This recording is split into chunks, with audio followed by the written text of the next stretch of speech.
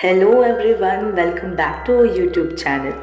आज हम एक्सप्लेन करने वाले हैं बहुत ही प्यारी मूवी स्क्रूज, जो कि एनिमेटेड मूवी है और क्रिसमस पर बेस्ड है। So without wasting any time let's get started. So movie की शुरुआत होती है क्रिसमस सॉन्ग से, जहाँ पे हम देखते हैं कि हर कोई क्रिसमस को लेकर एक्साइटेड है और खुश है। और तभी एंट्री होती है हमारी मेन लीड कैरेक्टर स्क्रूज की। स्क्रूज के बिहेवियर से पता चलता है कि स्क्रूज बहुत ही घमंडी और कंजूस इंसान है, जिसे सिर्फ और सिर्फ पैसों से प्यार है और उसे क्रिसमस बिल्कुल भी नहीं पसंद है।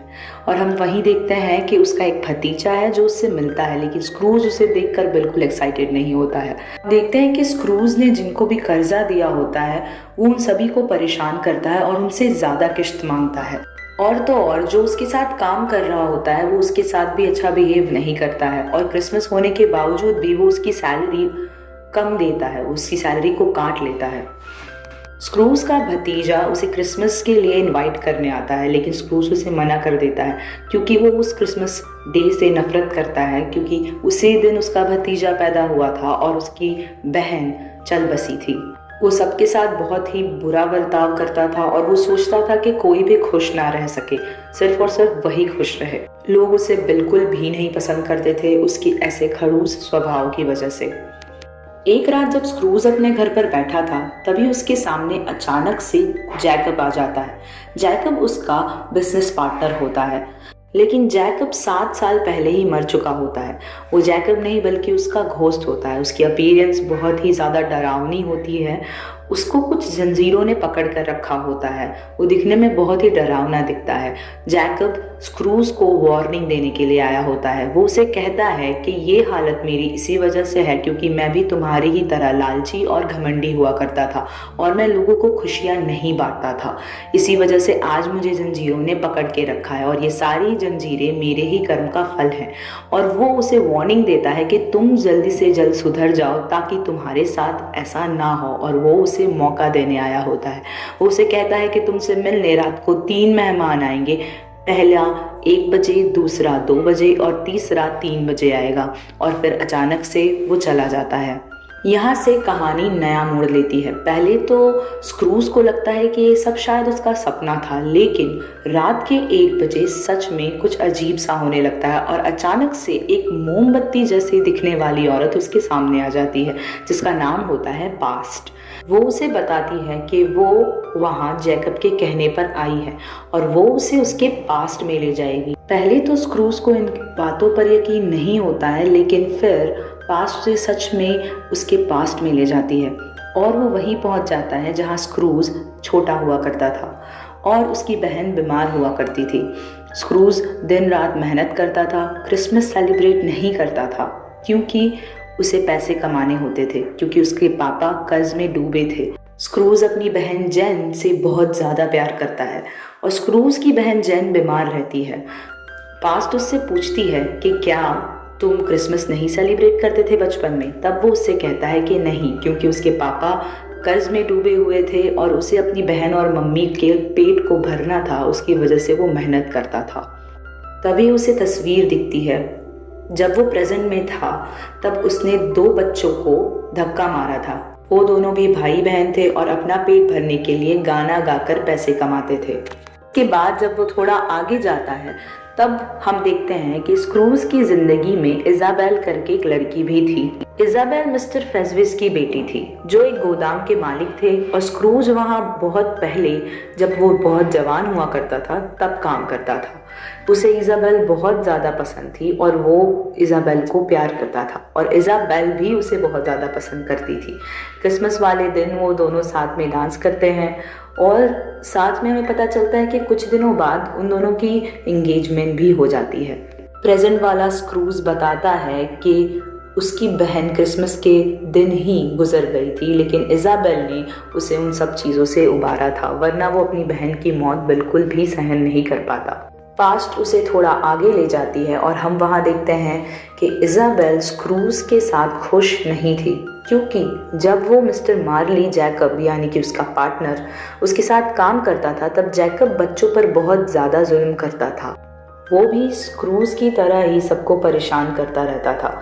हम देखते हैं कि क्रैचेट, जो कि स्क्रूज के साथ प्रेजेंट में काम करता होता है, वो एक्चुअली तब एक छोटा बच्चा था और उसी के मम्मी पापा को परेशान कर रहा था मिस्टर मैरिल जैकब। और ये सब इज़ाबेल होते हुए देख लेती है और स्क्रूज कोई एक्शन नहीं लेता है। ये देखकर इज़ाबेल को बहुत दुख होता है। वो उससे ऑफिस में मिलने जाती है, लेकिन स्क्रूज बहुत ही ज़्यादा बिजी होता है। वो पैसे कमाने में इज़ाबेल को बिल्कुल भूल चुका होता है। तभी इज़ाबेल डिसाइड करती है कि वो उसके साथ और नहीं रह सकती, वो अपनी एंगेजमेंट रिंग को निकाल देती है। प्रेजेंट वाली स्क्रूज को तब रियलाइज़ होता है कि काश वो उस टाइम पर उसको रोक लेता और पैसों को छोड़कर इज़ाबेल को ध्यान देता, तो शायद इज़ाबेल आज उसके साथ होती। अब 2 बजे दूसरा मेहमान आता है जो कि क्रूज को अपना आज दिखाता है। स्क्रूज के आज में वो स्क्रूज के भतीजे के घर उसको ले जाता है, जहाँ स्क्रूज को कोई देख या सुन नहीं सकता है। और स्क्रूज देखता है कि उसका भतीजा उससे सच में बहुत ज़्यादा प्यार करता है।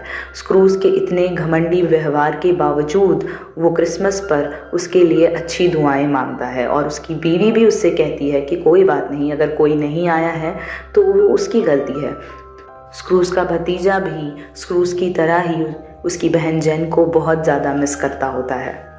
उसके बाद वो क्रैचेट के घर जाता है, जो कि उसके साथ काम करता होता है, और उसे तनख्वाह कम मिली होती है, जिसकी वजह से उसकी बीवी उससे थोड़ा नाराज़ होती है। लेकिन उसके बच्चे बहुत खुश होते हैं और उसके बच्चे जो सड़क पर गाना गाकर पैसे कमाते हैं, उसमें से उसका सबसे छोटा वाला बेटा बीमार होता है। उसकी बीवी स्क्रूज को बहुत ज़्यादा कोसती है, लेकिन क्रैचेट बोलता है कि नहीं, उसकी वजह से ही वो क्रिसमस बना पा रहा है। स्क्रूज के इतने घमंडी और दुर्व्यवहार के बावजूद क्रैचेट उसके लिए दुआ मांगता है और स्क्रूज ये सब देखता है। उसे रियलाइज़ होता है कि क्रैचेट सब कुछ जानता होता है कि उसके मम्मी पापा के साथ स्क्रूज ने अपनी जवानी में बहुत बुरा व्यवहार किया था, लेकिन फिर भी वो उसके वहाँ काम करता होता है। और आज उसका बच्चा बीमार है और आज उसके इलाज के लिए उसके पास पैसे नहीं है, वो भी स्क्रूज की वजह से। 2 बजे वाले मेहमान का जाने का वक्त हो जाता है और अब 3 बज जाते हैं। 3 बजे एक और नया मेहमान आता है जो स्क्रूज को उसका आने वाला कल बताता है। अगर स्क्रूज नहीं बदला तो कल को क्या होगा वो उसे दिखाता है। और हम देखते हैं कि स्क्रूज की मौत हो जाती है। 1 साल बाद दूसरा क्रिसमस आता है और स्क्रूज अब इस दुनिया में नहीं रहता और सब उस चीज़ का सेलिब्रेशन बना रहे होते हैं। कोई भी दुखी नहीं होता है और साथ ही साथ क्रैचेट का बेटा भी मर जाता है। स्क्रूज ये सब देखता है और बहुत ज़्यादा डर जाता है। वो फूट फूट कर रोने लगता है और वो कहता है कि अब मैं ये सब बिल्कुल बदल दूंगा, मैं क्रैचेट के बेटे को बचा लूँगा और मैं ऐसा इंसान बिल्कुल नहीं बनूंगा कि जिसकी मौत पर लोग सेलिब्रेशन बनाएं।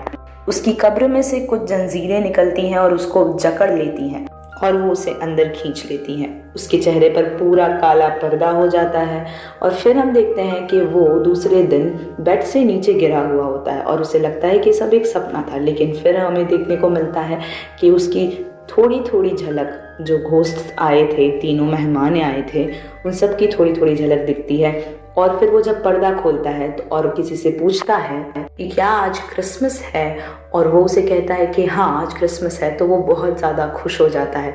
वो कुछ लिफाफे बांधता है और कुछ बच्चों को बोलता है कि तुम ये लिफाफे बांट कर आओ तो तुम्हें पैसे मिलेंगे। वो अपने घर को बच्चों की मदद से सजाता है और सबको इनवाइट करता है।